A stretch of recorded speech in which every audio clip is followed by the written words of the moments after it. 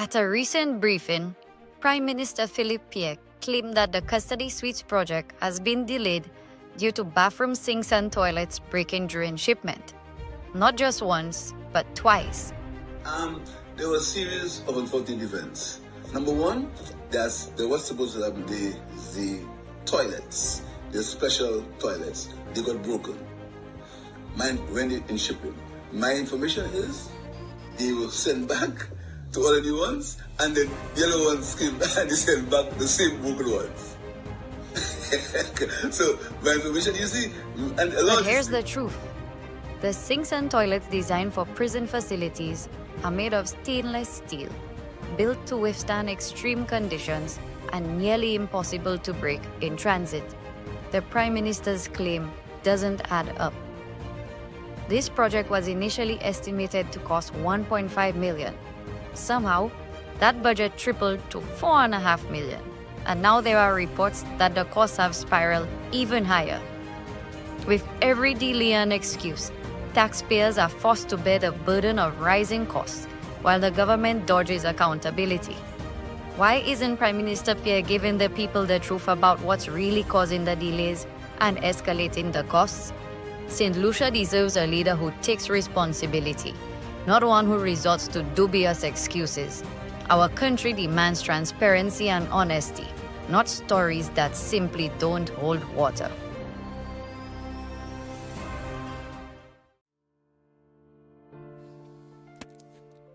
In 2019, the Alan Chasney-led United Workers' Party took decisive action to address the healthcare challenges faced by St. Lucians. The UWP secured a US $20 million loan from the World Bank under the Health Systems Strengthening Project. Out of this loan, US $5.5 million was specifically allocated to establish the framework for a national health insurance program. Under this initiative, every St. Lucian would have received up to $75,000 in healthcare coverage on an annual basis, making healthcare more accessible, equitable, and affordable for all. An advisory board of experts, including Dr. Stephen King and Dr. Merle Clark, was assembled to design the framework for this transformative program. However, when the Philip J. Pierre administration took office, they chose to abandon this initiative. Why? Simply because it was started by the United Workers' Party. The consequences of this decision are devastating. Families continue to struggle with medical expenses, hospitals remain overwhelmed, and St. Lucians are left without the healthcare safety net they were excitedly expecting. Where is the accountability? Where is the vision? We would not be facing the current health crisis if the NHI program had been implemented. The National Health Insurance Program was never about politics. It was about people. It would ensure every St. Lucian had access to the care they deserve. Let's set the record straight. The health of our nation should never be sacrificed for politics. It's time to demand a healthcare system that St. Lucians deserve. Labour, Pabo. On October 20th, 2024, at the SLP's Conference of Delegates in Vieux-Fort, Prime Minister Philippe J. Pierre made a desperate attempt to rewrite history. You will remember that the United Workers' Party only gave COVID support to NIC contributors. This claim is absolutely false. The truth? In July 2020, under the UWP administration, 5,000 St. Lucians who were non-contributors of NIC received $500 per month for 3 months to help them survive the pandemic. Prime Minister Pierre knows the facts, yet he chose to lie to the nation. Why? To mislead and divide. St. Lucia deserves a leader who values integrity, one who speaks the truth, not one who tries to twist it. Pierre, Pabo, we need real leadership, not deception. Youth and Sports Minister Kenson Casimir has been caught blatantly lying about the delays with several disciplines related to national school sports. On October 23, 2024, an article published by Terry Finisterre a well-known sports journalist and a close political ally of Minister Kazime, penned an article titled "School Sports Suspended." The story went on to explain that secondary student athletes in St. Lucia would be denied an opportunity to showcase their talents and abilities this term, as school sports has been suspended. It went further to say that this term faced the unusual interruption due to the Julian Alfred homecoming in September. According to Finisterre, one official who wished to remain anonymous told him that the disruption in instruction occasioned by the week of activities, including school rallies and a holiday, in addition to the resources that went into planning the festivities, were all a factor in deciding to cull sports. It is therefore disingenuous and a blatant lie on the part of Minister Kazime to accuse the UWP of fabricating this issue when it was first brought to light by his close friend and colleague. Attempts to salvage the issue were only made due to significant public pressure over the last 2 weeks. Our young athletes deserve leaders who will prioritize their development, not make excuses. It's time for transparency, accountability, and truth. St. Lucia deserves a government that values youth empowerment, not one that sidelines it. Kenson Pabo.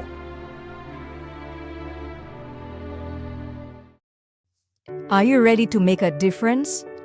Join the movement that aims to make St. Lucia the best place to live, work, visit, and invest.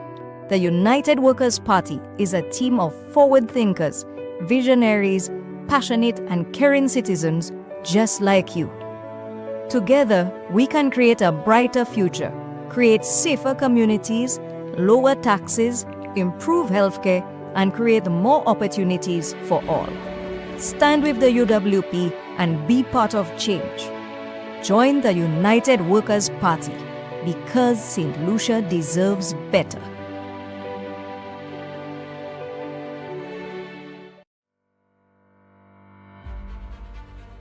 Youth and Sports Minister Kenson Kazime is under fire now that it has been revealed that he has acquired millions worth of real estate over the last 3.5 years. Since assuming office, Kazime has developed 3 villas in Union Hilltop. He is now in the process of constructing another development in Cap Estate, this time with 5 properties. What makes this transaction suspicious is that Kazime made a $100,000 cash deposit on the property. The total cost of the property is about $273,000. Compounding the situation is that a contractor, who is also a political financier of Kazime, is the one developing the minister's newly acquired Cap Estate property. This same contractor was awarded a multi-million-dollar contract for rehabilitation work done on the Darren Sammy cricket ground in preparation for World Cup cricket, as well as numerous other contracts in the constituency of Grosley. The allegations being leveled against the minister is that he has received kickbacks from the contractor for the Cap Estate development in return for the awarding of multi-million-dollar contracts around the constituency. Has Kazime filed these developments with the Integrity Commission? Prime Minister Philippe Pierre claimed that he would have a zero tolerance for corruption in his cabinet, although he has ignored numerous glaring examples of corruption amongst his cabinet colleagues. Will this be another situation that Philippe Pierre blindly ignores? St. Lucians deserve answers. Kenson and Philippe Pierre, Pabo.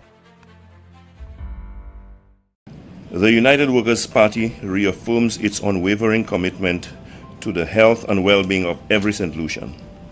When re-elected, we will reinstate the National Health Insurance NHI program, a vital initiative that was regrettably abandoned by the St. Lucia Labour Party, the SLP. This decision by the SLP has left thousands of St. Lucians vulnerable with limited access to affordable quality health care. The United Workers' Party will correct this injustice because we believe that health care is not a privilege, it is a fundamental human right that every citizen is entitled to. The National Health Insurance Program was designed to create a comprehensive, inclusive, and sustainable healthcare system that ensures no one is left behind or left out. And that is regardless of economic status. Under the leadership of the United Workers' Party, the NHI will be reinstated to provide the following benefits to St. Lucians. 1. Comprehensive health coverage. Every St. Lucian will have access to essential healthcare services, which includes doctor consultations, hospitalization, specialist care, diagnostic tests, maternity services, prescription medication, and emergency medical attention. No one will be denied care because of their inability to pay. Secondly, we'll reduce the financial burden. Too many families and individuals face the impossible choice between seeking medical care and meeting basic living expenses. The NHI will significantly reduce out-of-pocket expenses, making healthcare more affordable for all, especially for vulnerable groups like the elderly, children, low-income families, and single parents. 3. Timely and efficient medical attention. Long wait times and delayed treatments often result in worsened health outcomes. With the NHI, patients will receive timely care, preventing complications and reducing the strain on our already burdened healthcare system. Number 4, it will focus on preventative care. Preventative health care reduces long-term costs and improves quality of life. The NHI will cover preventative services such as routine checkups, screenings, immunizations, and health education programs to promote healthier lifestyles and reduce the prevalence of chronic lifestyle diseases. Number 5, strengthening the healthcare system. The NHI will provide the financial stability needed to upgrade medical facilities, invest in modern equipment, and improve the working conditions of healthcare professionals. This will enhance the overall quality of healthcare services across the island. And 6, peace of mind for all St. Lucians. Knowing that quality healthcare is always within reach and accessible provides a sense of security. Families will no longer live in fear of medical emergencies they cannot afford, and every child will have the opportunity to grow up healthy and strong. With the United Workers' Party, St. Lucians will certainly have a healthier future. The United Workers' Party has a proven track record of investing in St. Lucia's health sector, from improving hospital infrastructure to increasing the availability of medical resources. Our vision for St. Lucia includes a robust healthcare system where no citizen is left to suffer due to lack of accessibility or affordability. The abandonment of the NHI by the SLP was a betrayal of the people's trust, but under the United Workers' Party, we will restore this critical program because we believe in a St. Lucia where healthcare is accessible, affordable, and reliable for every citizen. When you vote for the United Workers' Party, you are voting for a healthier, stronger, and more secure St. Lucia. Your health is our priority, and we will deliver. A United Workers' Party government plans to change this situation. This crisis demands more than just words. It requires leadership action and solutions.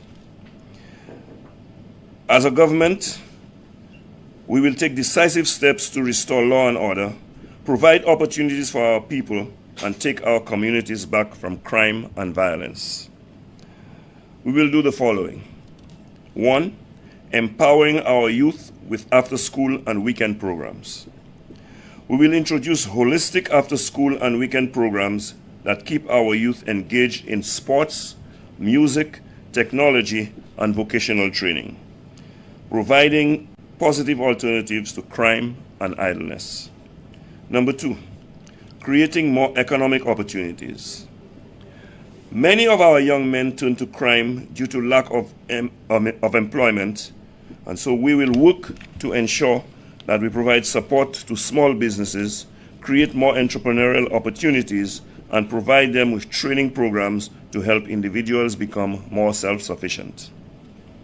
3, we will improve access to affordable housing.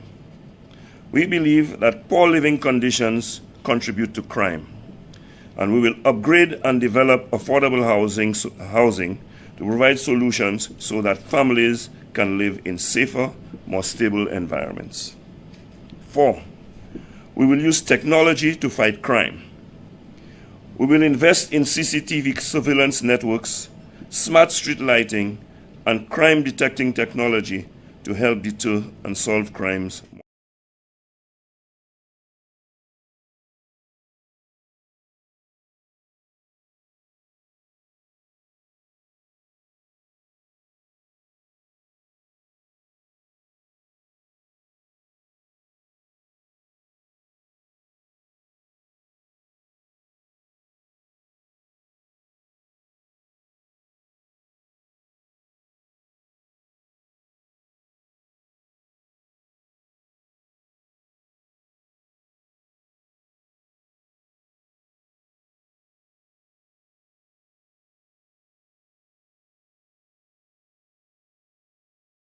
In our last term, we built schools, upgraded health facilities, improved roads, and made life better for thousands of St. Lucians. We didn't just promise, we delivered. And now we're ready to finish what we started. Our next step is bold, but necessary. When elected, the United Workers' Party will introduce national health insurance so every St. Lucian can access quality health care no matter their socio-economic background. Because your health should never depend on your bank account. Let's continue the work. Let's secure your future. Vote UWP for a healthier, stronger St. Lucia. Philip J. Pierre promised to protect St. Lucia, but instead he sold us out. He gave away Port Castries and the Soufrière waterfront to a foreign company, GPH, for 40 years. Over 1 billion EC dollars ripped from SLASPA, a St. Lucian institution owned and managed by us. Then he handed 4 billion EC of our citizenship by investment money to Galaxy, a Chinese company, for a hotel and a few roads that won't cost more than 500 million EC.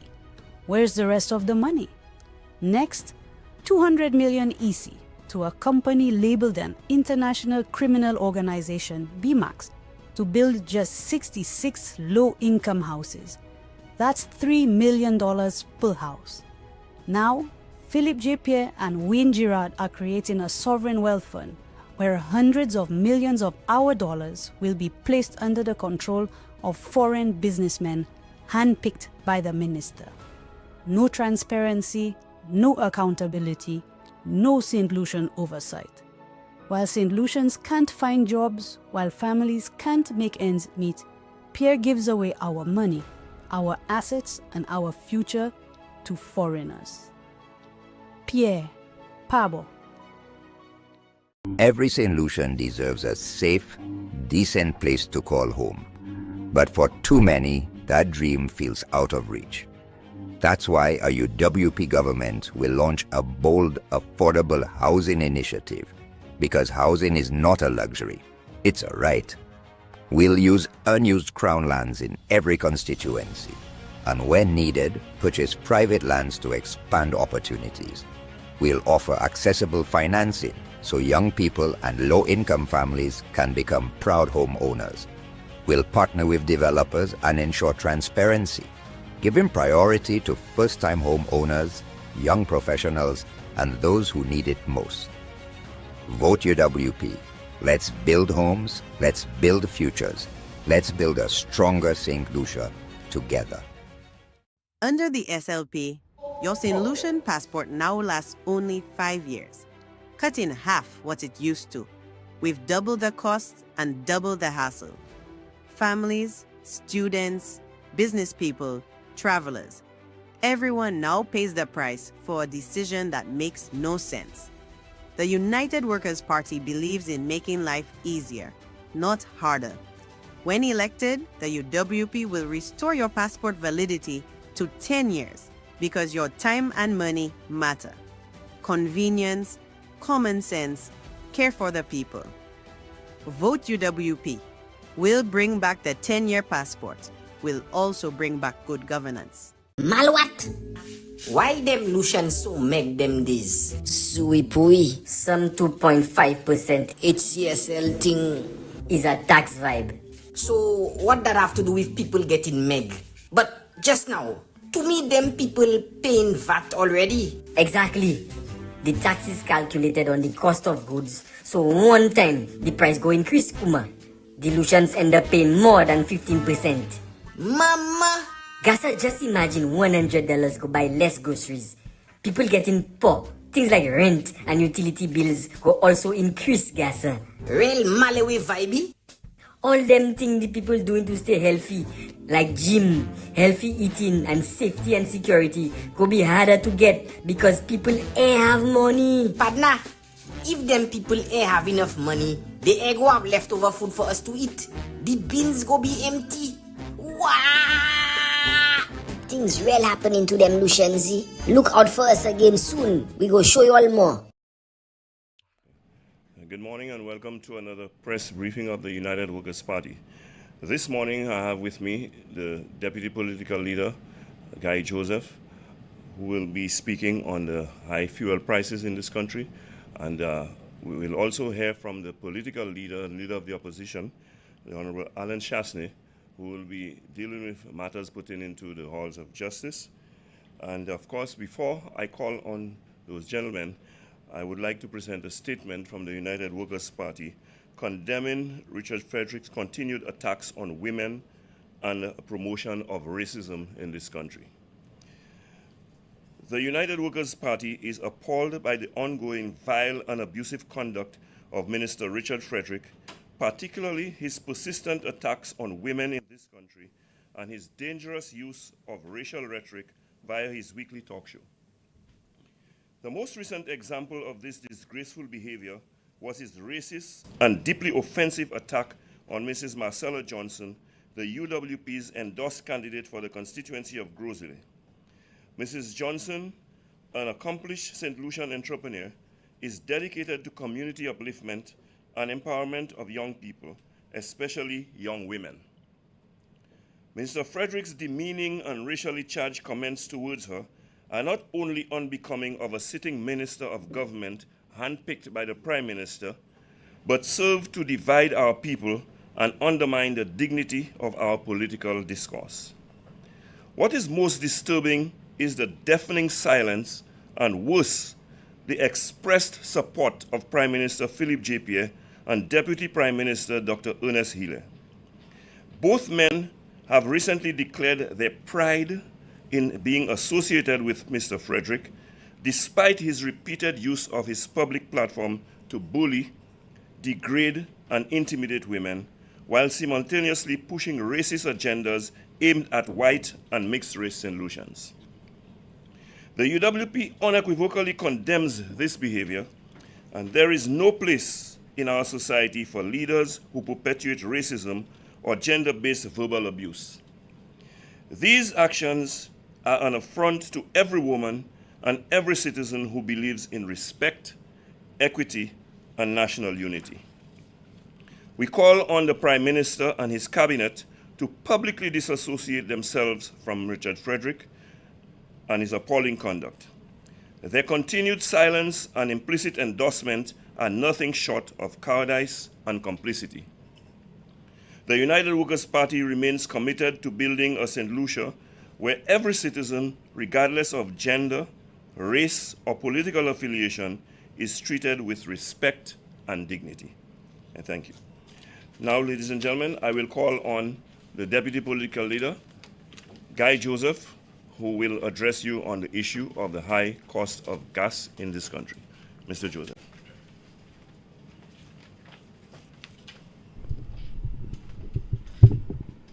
Thank you very much, Mr. Montut. Good morning to everyone. As I stand here to address you today, a day after the initial budget or figures of the budget presentation by the Prime Minister, there's cause for concern as far as it relates to the state of the economy and especially the cost of living in St. Lucia. We have seen very little or no reprieve from the high crime rate, the present condition of healthcare, all of the allegations and concerns in relation to the CIP program. We have not heard a single response from the government on the matters pertaining to GPH. And as St. Lucians, as we seek to grapple with all of these challenges, we were expecting a budget that would bring a measure of reprieve to St. Lucians. I know many persons will say it's not the policy statement, but the figures already speak for themselves that we would not expect a reduction in taxes. For that matter, what we are faced with is a situation of a looming threat of higher taxes on St. Lucians, and that includes the potential of a higher rate of VAT. Coupled with all of what I have said is the present situation with the cost of living, which is severely impacted by the price of fuel. And you would have heard much about the challenges that globally countries are being faced with. We would expect to hear lesser taxes in the budget, but apparently that is not forthcoming. What is even more alarming, while it has appeared to be the norm or to be accepted, it is time that every St. Lucian understand that the price of fuel in St. Lucia today can really be categorized as being the government being extortioners. They are overcharging us for the price of fuel. There was a time in the OECS when St. Lucia was known, even without Petro-Caribe agreement, that we were among the lowest price on fuel within the OECS, and if not part of the wider Caribbean. Today, while St. Lucians are called upon to pay an exorbitant price of $16.50 per gallon of fuel, in sister countries which use the same currency as we do, St. Kitts, the price of gas is $12.76. In Dominica, it is $13.90, and diesel in Dominica is $12.80. In Antigua, it is $14.50 for gas. In St. Vincent, it is $14.61, while diesel in St. Vincent is $13.33.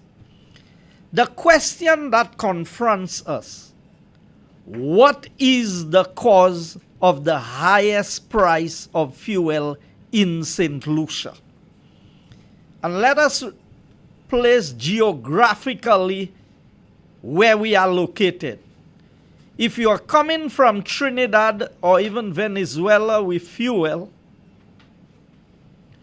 you pass St. Lucia, you pass Martinique to get to Dominica. then you pass Guadeloupe, and then you begin to get to places like Antigua and St. Kitts. So it cannot be that the price of fuel is higher in St. Lucia because of the distance. And if we go on volume, the more you use, the lower the prices should be, because higher volumes should result in lower prices. St. Lucia uses approximately 2 million gallons of fuel every month. Think of St. Kitts, very small island, just about 35,000 people. Dominica, a little bigger, just about 60,000 people. Antigua, 110,000. St. Vincent. So St. Lucia would be one of the countries using the most fuel in the OECS. Yet still, we pay the highest price for fuel.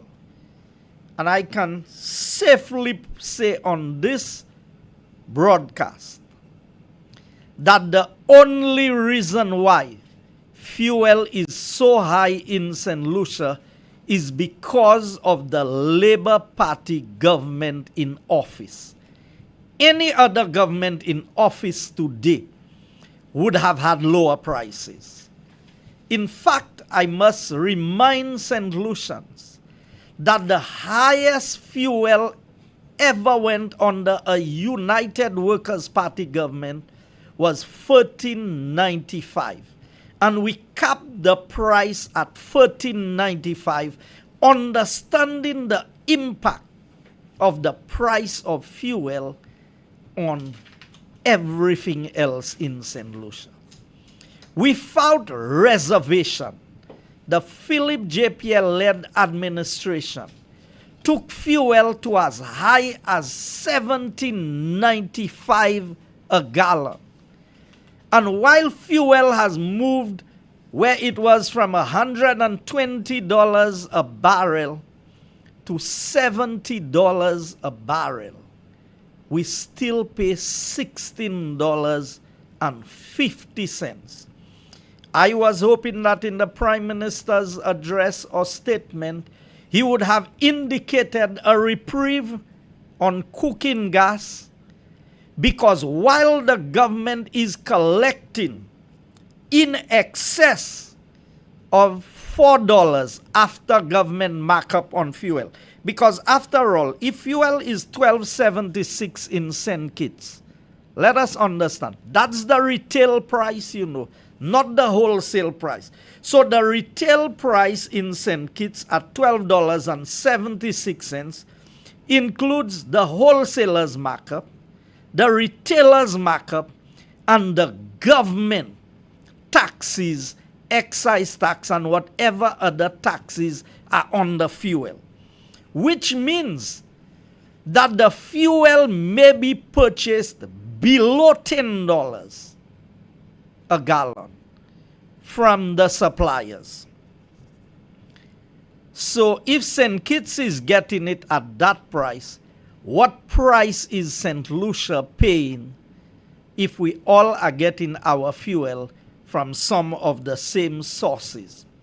So I am calling on St. Lucians to be aware that the exorbitant price you are paying is the making and the doing of an uncaring government who does not understand that the price of fuel impacts the cost of building, the cost of construction, the cost of bread. And today, in fact, the last time I checked, the 20-pound cylinder and the 22-pound cylinder is still the highest it has ever been in the history of St. Lucia, including the 100-pound cylinder. Because while the government is collecting excess cash on the price of the fuel, the vehicle fuel, like gas and diesel, they have reduced the subsidy on the cooking gas, which makes the cooking gas more expensive than it should have been or it would have been under a UWP-led administration.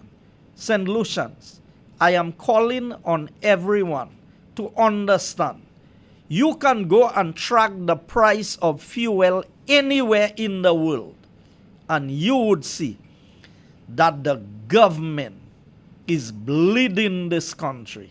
The government is taking advantage of the peaceful nature of the people of this country by allowing price of fuel to be as high as it is. We have a commitment as a United Workers' Party that the true pass-through mechanism would be honored and respected by a UWP government in office, and we are not going to be extortioners to take money from the people that rightfully belongs to the people. I thank you.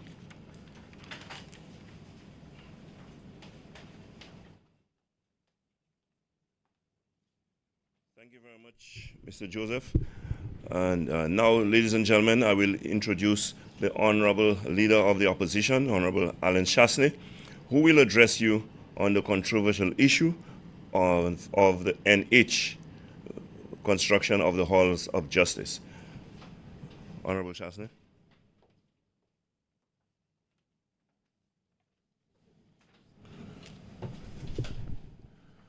Good morning, everyone. I want to speak to all my fellow St. Lucians this morning.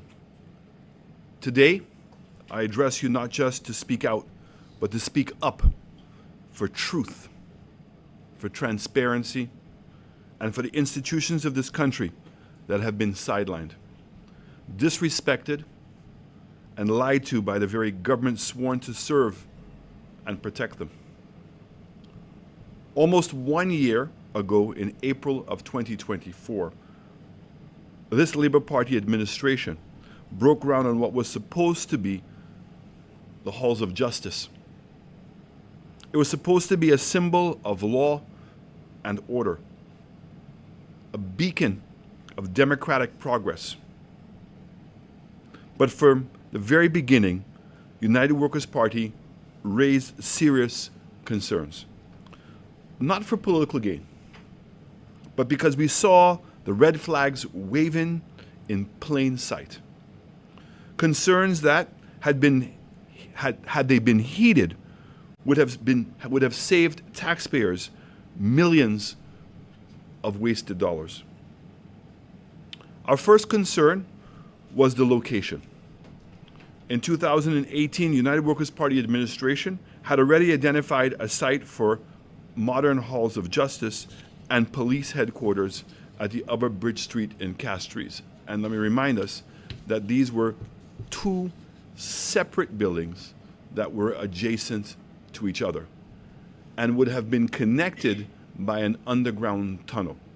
So the custody suites was intended to be underground, under the police headquarters, and there would have been a tunnel from custody suites to the court, which would have been in keeping with the modern practices of security. The designs were complete and the cost was reasonable, was estimated at approximately 80 million EC dollars for both facilities. A new police headquarters and 6 courthouses, 3 intended to be used for criminal cases and 3 intended to be used for high court cases. But instead of continuing this forward-thinking project, the SLP decided to bulldoze ahead with their own plan, dropping it right in the middle of an already congested city center, with no consideration for parking, traffic, or for the people who live, work, and worship there. And let us remember, this is the same government that chose to give away our Castries port, cruise ship port, to GPH. And the intention is to expand the capacity for cruise ship berthing in Castries.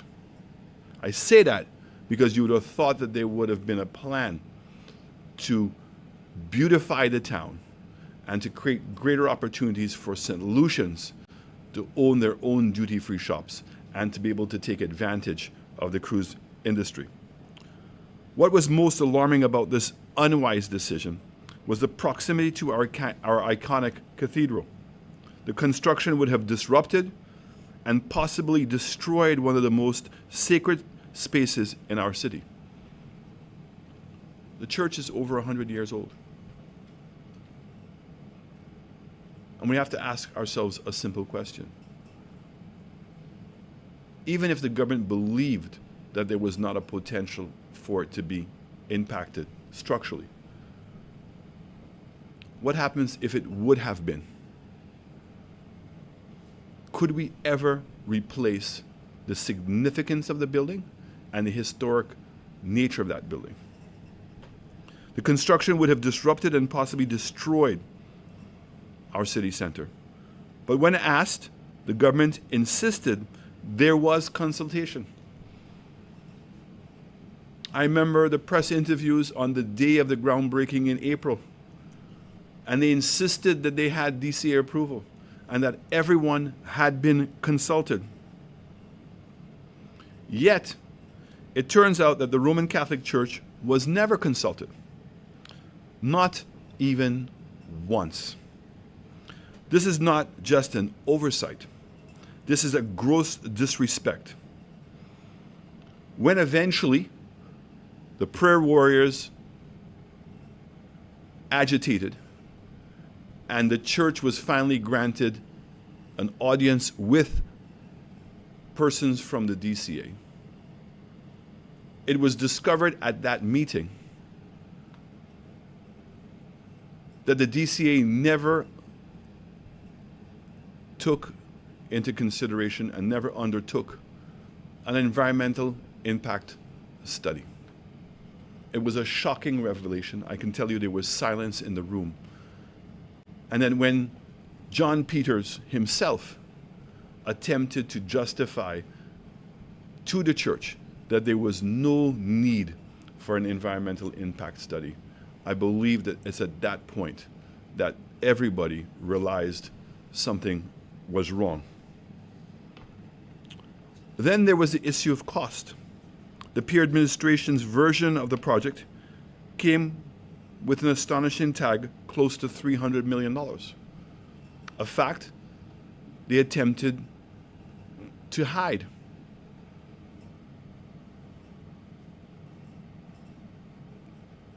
The peer administration has continued to try to tell us that the cost of the building is going to be $144 million. But once again, St. Lucians had to find out the truth outside of St. Lucia. And it was in an interview that the Guardian newspaper of Trinidad had with the developer that it was admitted that the cost of construction was $144 million and that there would have been another $20 million for furbishing the building, and that the cost of financing was going to be another $150 million. So it means the cost of the project was going to be in excess of $300 million. And when that's translated to the lease that the government has given to the developer, it was going to cost the taxpayers of this country $16 a square foot for 12 years to pay for this project. We raised objections that this massive contract was awarded without any tendering and was handed to a Trinidadian contractor. I asked the question repeatedly, and I still ask it. If the government was transferring the land on Constitution Park that was originally housing the old courthouse, transferring that land to the developer for $1, and also the government simultaneously was signing a contract where they were going to lease the property for $16 a square foot. So it means that the developer had the opportunity to go to the bank and say, here's the land, and here is a lease. None of these things were things that the developer brought to the table. This is what the government of St. Lucia was provided. Why on earth would you have not offered that deal to one of our local contractors? Especially knowing that there was no conditions to the loan. This is money coming from the taxpayers of St. Lucia. And why should the businesses and the contractors of this country not have benefited from that same deal?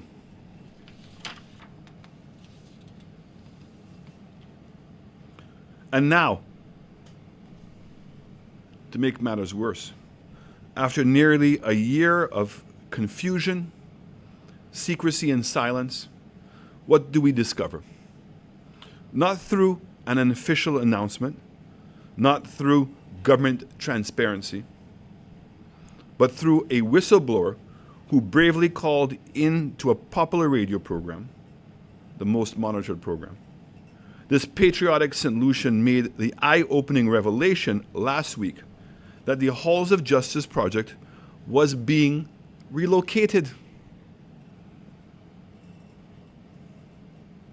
Days after the revelation, despite desperate to save face, both Richard Frederick and Prime Minister Philip Pierre publicly claimed in the media that no final decision had been made and that negotiations were still ongoing. But the truth was already in black and white and was published in the Gazette, the first one dated, I have it here. The first publication was made on the 17th of January 2025. Sorry, was made on February 3rd of 2025. The decision by the cabinet was made on the 17th day of January. The first publication was done on Monday, February 3rd, and the second publication was made on Monday, February 10th, a week later. What does that mean? It means as we speak, as of February 10th, after the second publication, the land became vested into the state. There's no negotiations. In fact, the way that this works is you can either negotiate up front and agree on a price, and if that's the case, the government should have been transparent and told us what price they've agreed with the owners of the land, Mr. Ajuda. Or the government can proceed to acquire the land, and a tribunal is appointed, an independent tribunal, to meet with the government and to meet with the owner to determine what the price of the land is. And we already have a fair idea of what that price is.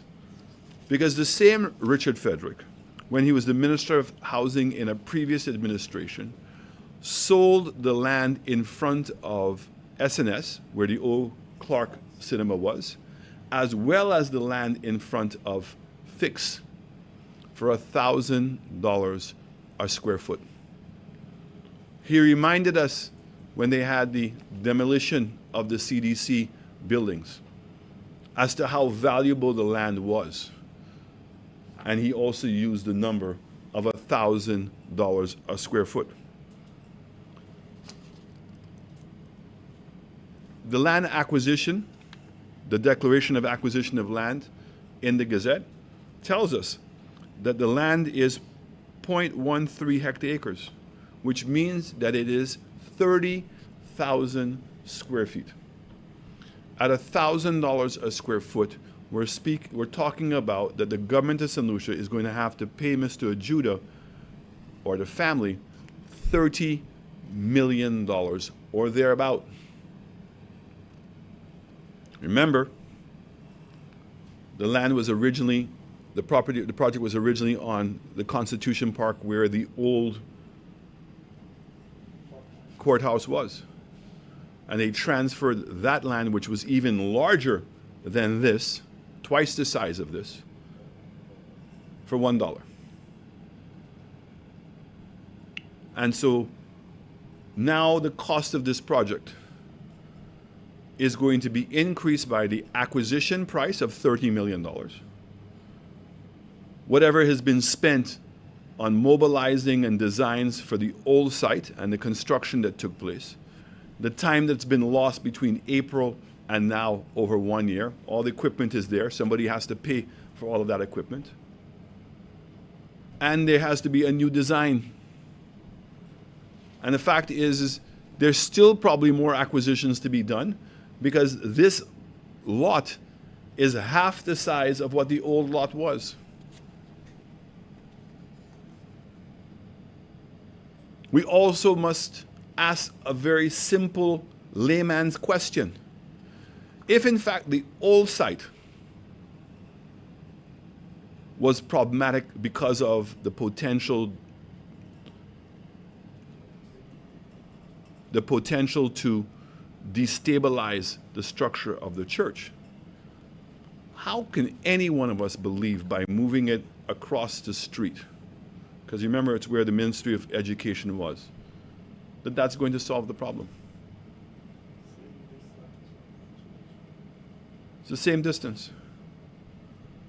But more importantly, if there was no environmental impact done on the old site, but common sense told you it didn't make sense, I'm hoping on this instance that if they are to obtain the confidence of the public, that there has to be an environmental impact study, and that environmental impact study must be made public. Let's be clear. The original location was abandoned not because the government had a change of heart. It was abandoned only after strong objections from the two respected institutions, the Catholic Church and the Bar Association, who had been completely shut out of the process. These institutions matter, as all do. Their voices matter, but this SLP administration has made a habit of ignoring the voices they don't want to hear or are not saying what they want to hear. This is not just a failed project. This is a case study in deception, mismanagement, and disrespect. A government that gets it wrong once may be forgiven, but a government that gets it wrong more than repeatedly, and then we can say that they are insulting the intelligence of the people by pretending it never did. That is a government that cannot be trusted. That is a government that has betrayed the trust of oath it gave to the people of St. Lucia. We in the United Workers' Party believe in development, in progress, and building a modern St. Lucia. But that development must be rooted in integrity, in consultation, and in respect for our people and institutions. I want to say at this point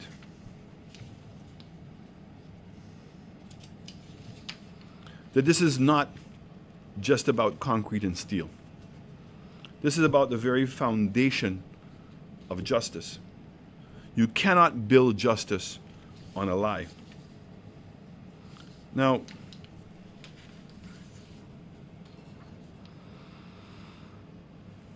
when persons are elected to office as an MP and then are invited to be in cabinet, one of the first things that they do is they take an oath. Let me remind all of us what that oath says. It says, "I do swear that I'll be faithful and bear true allegiance to St. Lucia. That as a minister of government of St. Lucia, I will discharge my duties and perform my functions honestly, to the best of my ability, faithfully in accordance with the law, and always in the interest of the sovereignty, integrity, solidarity, well-being, and prosperity of St. Lucia. And that I will not directly or indirectly communicate or reveal the business of or proceedings of the cabinet on the nature of the contents of any document communicated to me as a member of the cabinet, or any matter coming to my knowledge in my capacity as a member of the cabinet, except as it may be required for the due discharge of my duties as a minister. So help me God.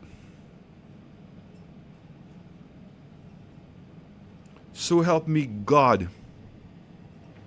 I will discharge my duties and perform my functions honestly. And that oath is done by placing your right hand on a Bible.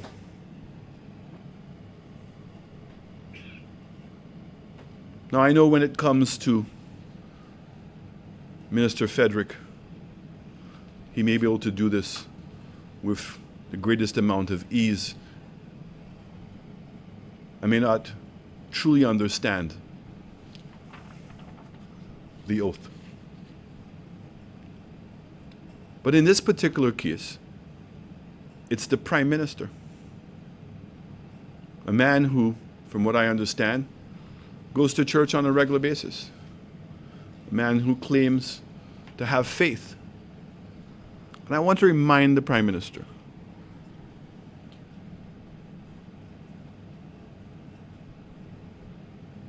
not only are you swearing to follow the Constitution of our country, but in this particular case, you're swearing it on a Bible in the face of God. And when you put your hand on that Bible and you deliberately betray that promise, it's called blasphemy. And that's a very serious allegation.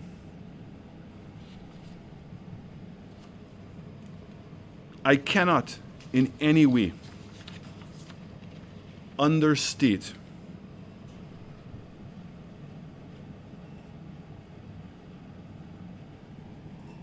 how disappointing and dangerous it is to have the leader of our nation to lie so blatantly to the people of St. Lucia. This is a moment that St. Lucians should never forget. We need to hold this government accountable, because justice does not begin in a building. It begins with honesty, transparency, and truth. Truth absolutely matters. And the people of St. Lucia should demand nothing less from this government. Thank you.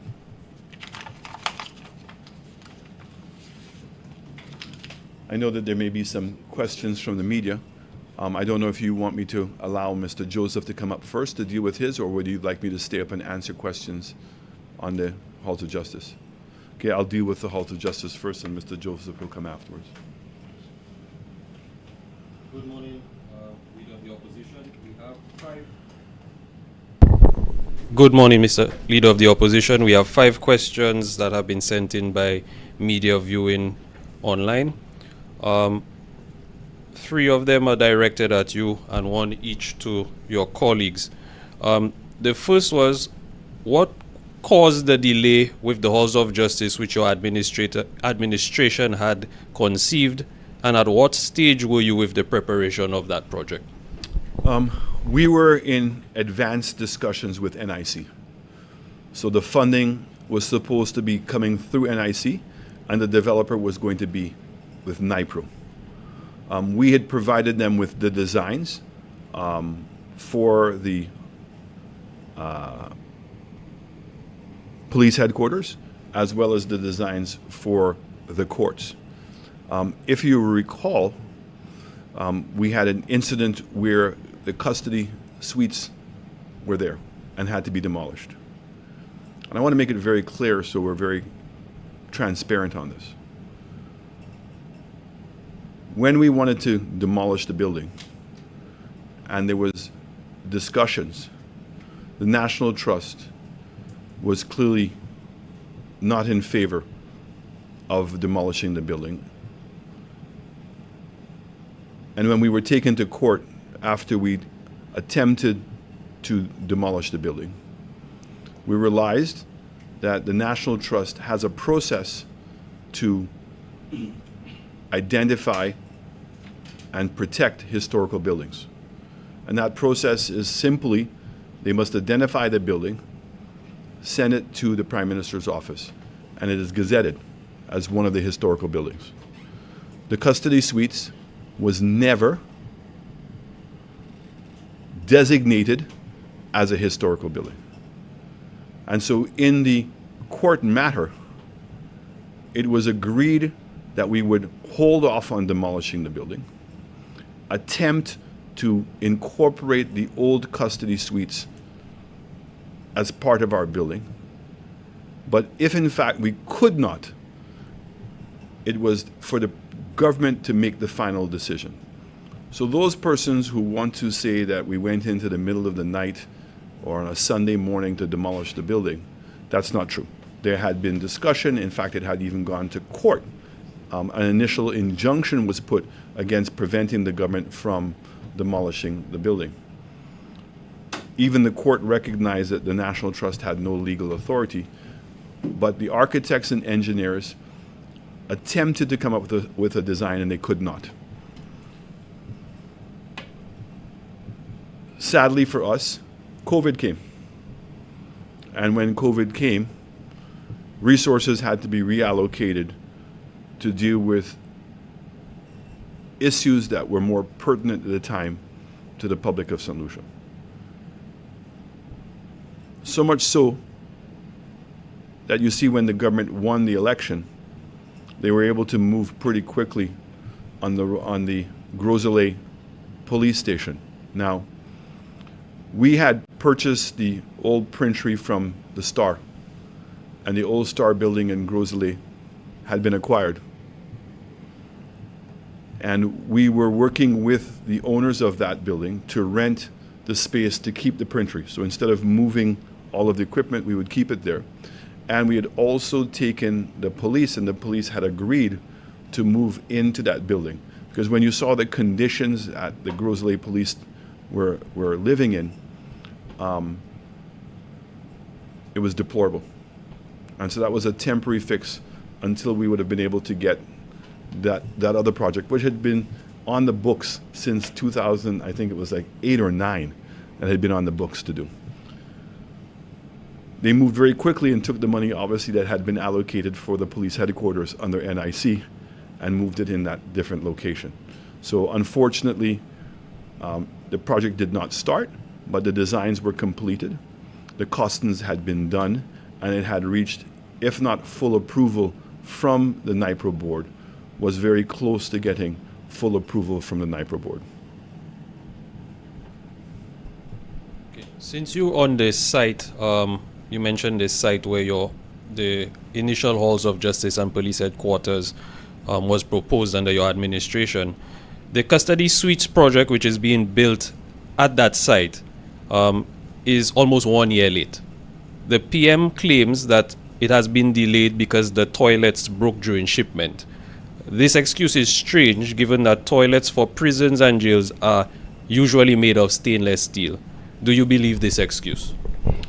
I don't believe the excuse. And the fact is that we've been made to believe that it was 1 year late. This is a project that, remember, started off as $1.5 million. And the last time we got a number was $4.5 million. This is a project that started within 6 months. I mean, do you remember the Minister of Housing in particular giving stories as to how irresponsible we were in demolishing the building and that there was nowhere for the prisoners to go? Well, 4 years have gone by.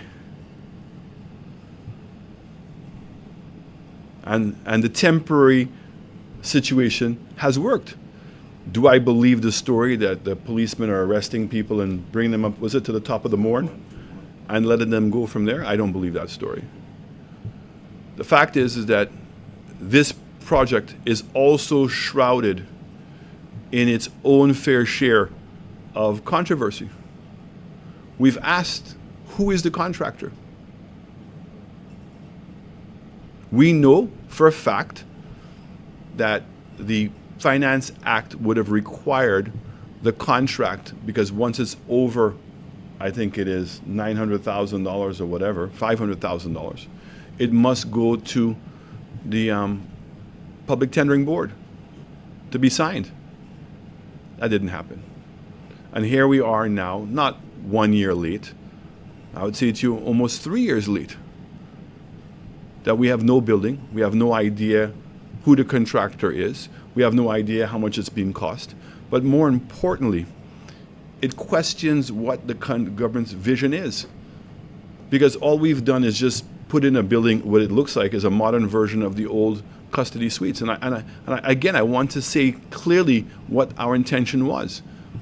That to build a modern police headquarters where all of the cameras that are around the island could have come into a safe room. I'm very concerned that the feed for all those cameras is going to the police training center, and that inappropriate security standards have been placed there. So this was to be a modern facility to manage our national security. When prisoners would have come from Bordelais, the van driving them would have gone underground and the gate closed. So it means when they were coming onto the bus and off of the bus in town, it would have been done in a secure manner.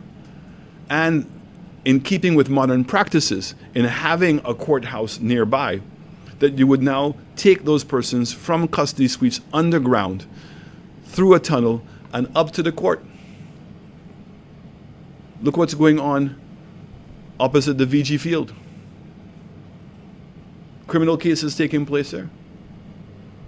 No proper barriers. Not a safe environment. The other thing is, when we considered putting all of the courthouses, because this new building that they're proposing is 14 courthouses. And I've said to St. Lucians, not everybody understands plans or understands numbers.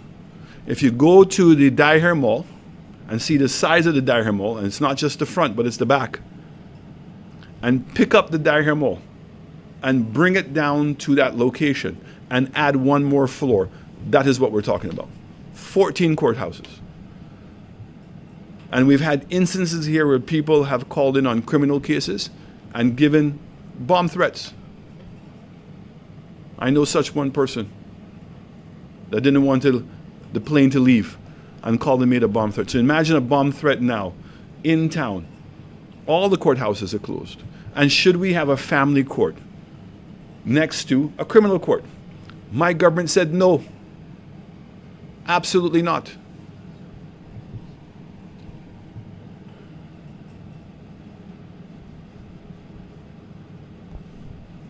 There appears to be some confusion on your statement that Constitution Park was sold for $1. Can you clarify this situation?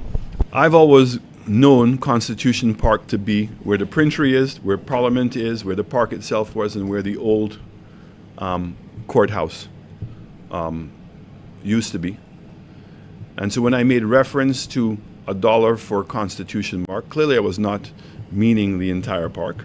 I was making reference to what the discussion was about. The discussion was about the location for the halls of justice at the bottom of Constitution Park. And they are separate block and parcel numbers. And the contract that we have, that we got from Trinidad, clearly states that the government was going to lease the land to the developer for $1. So instead of coming out and trying to be smart and to show people the land registry for where the Sir John's statue is, everybody knew that that's not what I was making reference to. Switching to the budget, what are your initial thoughts on the presentation of the estimates of revenue and expenditure which were presented last evening? I think that this budget is going to reveal to all St. Lucians the level of mismanagement that has taken place and the extortion that's taken place. We've seen unprecedented tax revenues. So if you go back to 2019, tax revenues totaled about $1.2 billion. And today we're talking about 1.5 or $1.6 billion. And that increase in tax revenue has come specifically from excise tax. And I believe that once we see the economic and social review, that that's going to tell us that the bulk of the excise tax has come from two things. Come from by having a higher price on gas and therefore making more than the $4. And two, by reducing the amount of subsidy on cooking gas. So all governments have subsidized cooking gas. Let's put that as fact. What has varied is to the amount that we would subsidize it. This government has chosen to reduce the amount of subsidy, therefore it costs them less. So the combination of making more money on the excise tax for gas and having to spend less money on the subsidy for gas has earned this government a significant amount of money. Secondly, the Prime Minister admitted that the 2.5% levy that didn't exist before has generated about $40 million in extra revenue.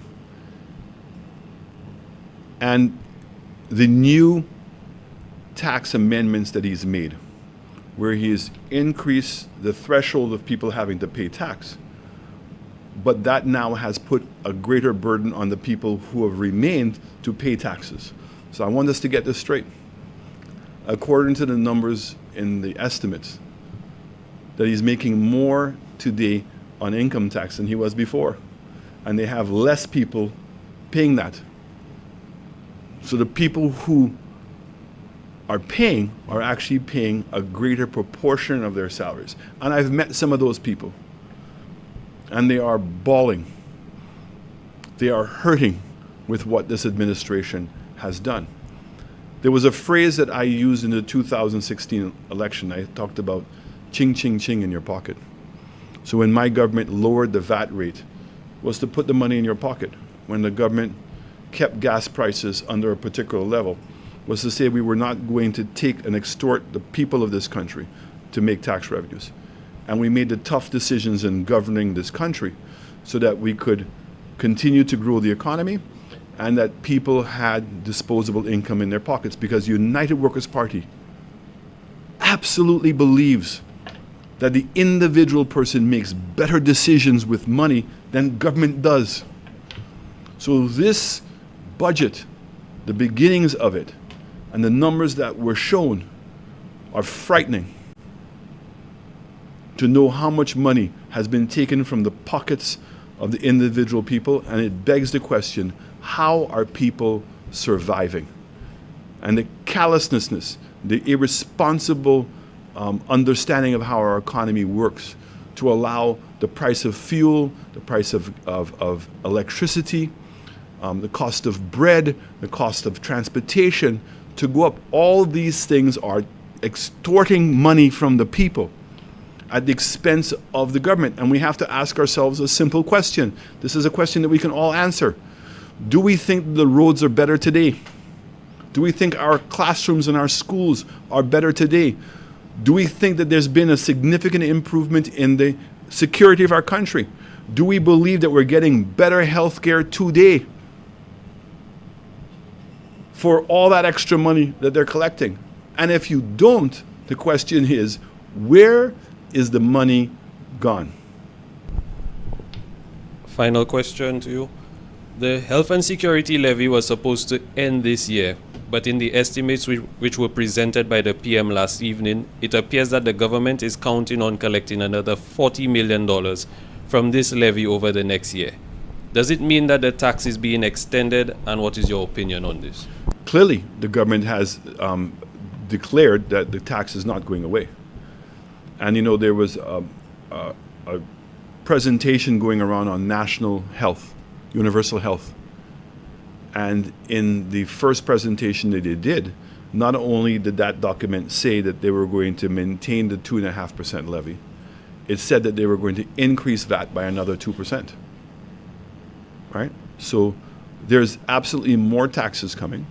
As you know, started under our administration, there has been a waiver for paying property taxes. The government has made it very clear, and the IMF has made it very clear, that they're going to have to change that. So what we're seeing is, I think that this government will try to pass a budget proclaiming there's no new taxes, although we've been taxed at the highest level we've ever been taxed at. And we'll wait until the after election in hopes that they win, and they intend to increase the level of taxation in this country substantially. The IMF said a very important thing, that while they see that the country continues to recover, but the cost of doing business, well, not the cost of operating government, is increasing at a faster rate than revenue. So this government has shown no capacity to reduce cost. And let's just look at that for a second. They've stopped the HI airport, which has cost us money, millions and millions of dollars. Not only in terms of opportunity cost lost, but in terms of getting rid of contractors and all kinds of false allegations. St. Jude's Hospital, which they could have finished the new building, a brand new building, purposely built to be a hospital, for maximum another $100 million. They now have indicated to us in last budget they intend to spend $260 million on top of what was already being spent to salvage. So that's a waste of $150 million. We see what's going on with the roads. The Rodney Bay Road was supposed to cost $15 million to finish the whole thing. They've paid the contractor, because they terminated the contract prematurely, $22 million. And now my understanding is going to cost another $15 to $20 million to finish the road. When they suspended and terminated the contracts for Shock and for Tavern, they had to allow the developer, when they brought him back and admitted that he was doing nothing wrong, brought him back, and in order to recover his cost, is now increased the price for the land by square foot, by, is it $4 or $5 a square foot? More than what it was before? So again, that's being passed on to the individual consumers. People, young people, would have had access to land. I think it was under $10, and now it's close to $14 a square foot. All of these problems have cost us money. They turned around, they gave GPH a contract to get a concession, of which GPH is collecting on approximately $10 million a year. 10 million US a year. Over 40 years, over $400 million that's been given away. The CIP, we've seen that the contract was amended for CIP, and Galaxy is made off with over $1 billion of our money, including the commissions. We were supposed to collect $150 million US to go into the CIP unit, and that money was given to Galaxy. So I want to say that this budget has revealed that the government, true to form, Labour Party, taxes. And then even after they've obtained this money, which will be short-lived. Now, the assumption the Prime Minister repeated last night in his speech is that he's expecting to see a 6% increase in tax revenues based on improved efficiencies of tax collection, and that the economy is going to grow. Now, with what's going on in the world today with America, even what the Prime Minister is speaking about, that he's fearful of shipping costs going up, which would be included in our taxation. Is that a fair assumption? to make. But there's no productivity gains. There's no big pronouncements of anything that's going to significantly move the needle. I see that he stayed away from making pronouncements about hotel investors because I didn't even hear BMAX. I didn't hear Galaxy. Where is Sabu Shah Hotel? What's happening with Point Seraphin Hotel? The major project that I see going on is Mont Piedmont. And that developer seems to be extremely serious about what he's doing and moving. But I know that he's also going to hit headwinds because the cost of doing business in St. Lucia is going to impact the size of the property he wants. He cannot get water. Think of it on a construction site. He's concerned not only about the cost of electricity, but whether in fact Loose Lake is going to be able to meet that level of demand. And so when we talk about making investments in infrastructure in this country, the airport, the roads, the water, the electricity, the training of the staff persons, it's to facilitate growth. And if you don't make those investments, of which this government has not over the last 4 years and doesn't even seem to have a plan to do that, I would say to you that these are going to be significant constraints to growth, and we're going to be in serious problems. Thank you. Two questions for Mr. Joseph.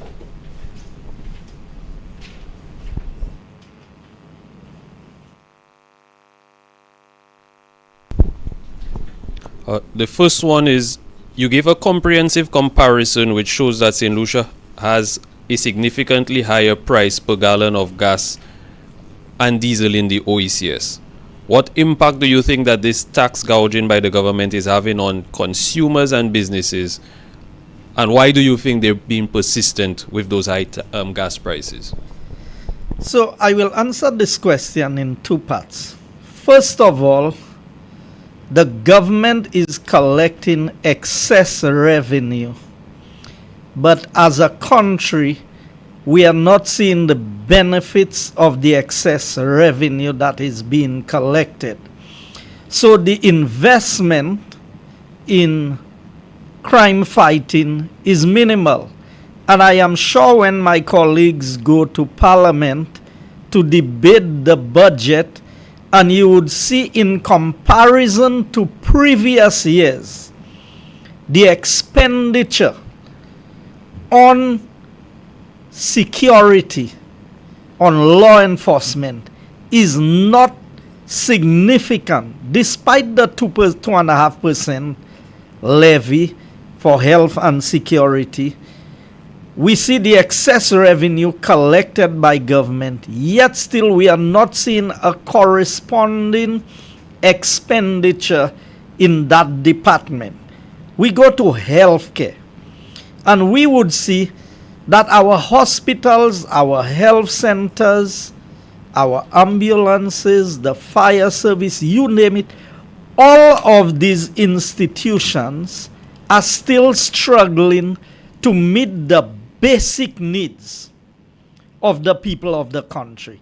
And as I've indicated before, the issues that we are confronted with, it's not the issue of the health personnel as much as it is what they have been given to work with. So, are there major improvements at OKEU? Yes, we heard of change of the chairman of the board. We have a new CEO. But the conditions persist at the health institution. So here we have government collecting excess revenue on fuel, but we are not seeing the corresponding relation to government services. Is there an improvement in our road network? Our roads are the worst that they have ever been. And we're not even talking about the by roads and the side roads and the minor roads. We are talking about the major roads. You look at the Castries-Grosley Highway now, you have more patches on the road than you have on side roads on the island. And I would dare say that the only roads that are in good condition in this country today are the roads that was done by the United Workers' Party while in office. The second part of the question, as it relates to that revenue collection by government, the impact it is having on the average citizen. So we met with the taxi drivers recently, and the taxi drivers are now looking for an increase in the fares that they charge, which, when you look at the cost of operating a vehicle today compared to what it was in 2016, there's a marked difference. If you just look at the fuel, I've spoken to some of the minibus drivers. They got an increase in the price of the operations of a bus for bus fares, but the cost of parts added to the bad road conditions, the additional cost of fuel on a daily basis has eaten into their take-home pay or their disposable income. So what you find now is people are eating more unhealthy. People pay less visits to the doctors. So chronic illnesses allowed to grow until it reaches a crisis where they have no choice because there is no disposable income.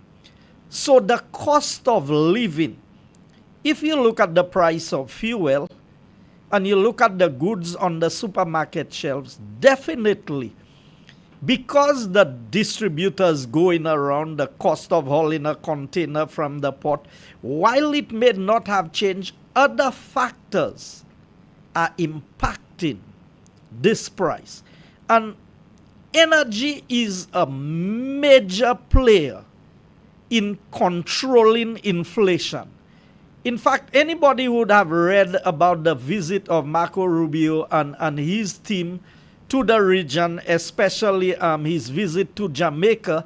One of the focuses of the discussion is that of energy, the price of electricity, because the price of electricity is really based on the price of fuel at the local level.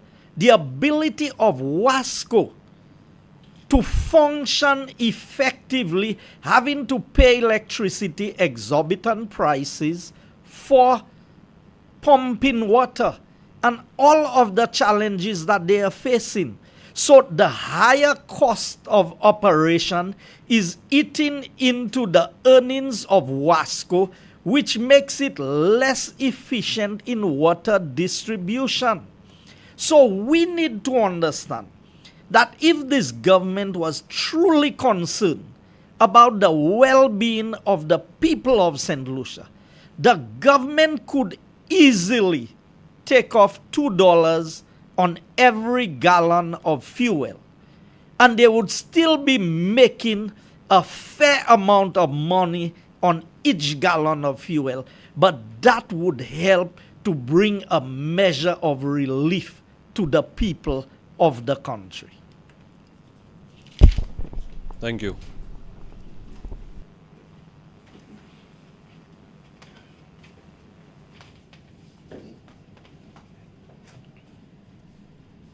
That's it. Okay, so since we have no more questions, I'd like to thank those of you who are viewing, whether in St. Lucia or in the diaspora. I'd like to thank members of the media. And of course, I would like to thank my colleagues, Mr. Guy Joseph and the Honorable Alan Chasney. Please join us again next week for another press briefing. And in the meantime, you can join us tomorrow on Meet the Opposition from 9 o'clock on RevUp. Those of you who wish to follow can also do so on live stream. Thank you very much and have a good day.